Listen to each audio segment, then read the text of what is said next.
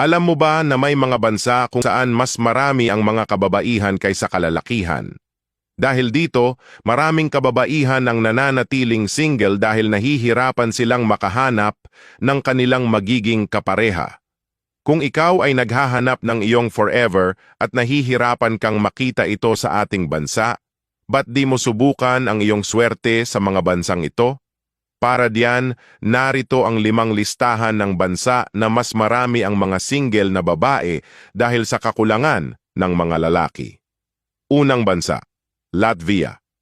Ang Latvia ay matatagpuan sa Baltic region ng Northern Europe.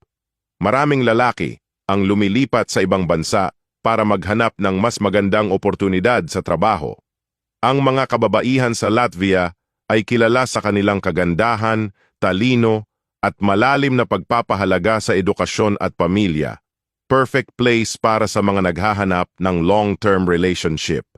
Pangalawang bansa, Lithuania.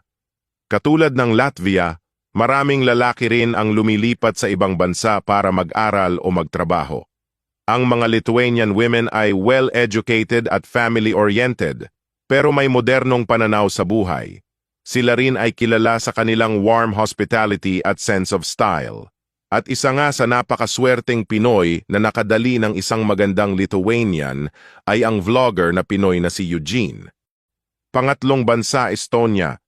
Dito, makikita ang mga independent at ambitious na kababaihan.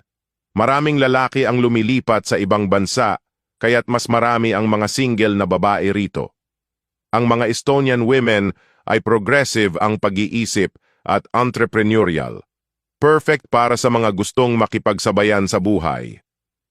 Pang-apat na bansa, Russia. Dito, makikita ang mga kababaihang elegant at may malalim na pagpapahalaga sa pamilya.